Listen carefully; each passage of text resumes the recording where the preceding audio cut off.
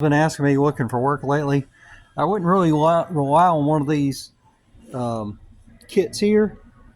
I don't know if you can see it. Where's my hand? Here we go. What I would do if you're going to start a business to actually fixing people's cars on the side of the road, it's a 4 to 8% growth over at least till 2030. People's cars are getting older and they're not spending as much money to keep them up. You could either charge them $50 or $100. What I would like is a can like this of just sealed air that can actually be filled up at the station and refilled. Nobody's making that as far as I know. Just a canister where you can fill it and fill up your tire enough for one tire. You're not supposed to use this tire slime stuff. Mechanics told me, or tire repair people, that it actually damages your tire, kind of wrecks it. I think you have to replace it. That's what I've been told if you use this stuff to get from point A to point B.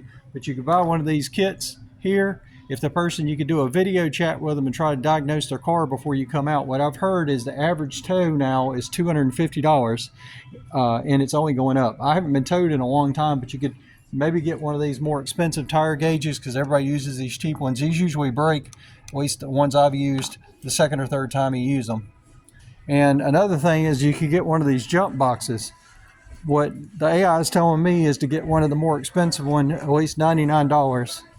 So you can jump people off, charge them $50 instead of, and maybe sell them the jump box at $50 if you want to get them wholesale. What I was told is, and most people don't have jumper cables either, and they don't have a full-size tire. If you look at one of my older videos, I think it was 10 years ago, I put that out because Toyota and GM stopped putting full-size tires altogether in people's cars. But Grok recommends one of these more expensive, like a 160. I don't know if you can see that. The 160 jump boxes. It also says that these cheap ones work.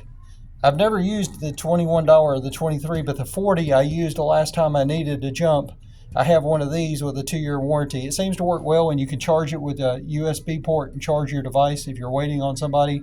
That's another thing more people are going to have. When you get there, like I said, either $50 or $100 versus $250 all day long.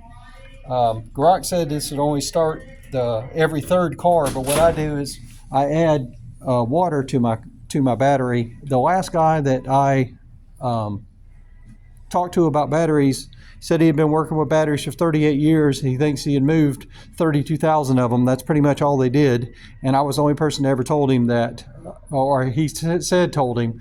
I was there buying a used battery. I got a used 6-year battery for I can't remember how much I paid for it, but I put water in it every 6 months, just regular water. It's got a line on the inside. You don't want to fill it all the way up because it needs room to breathe.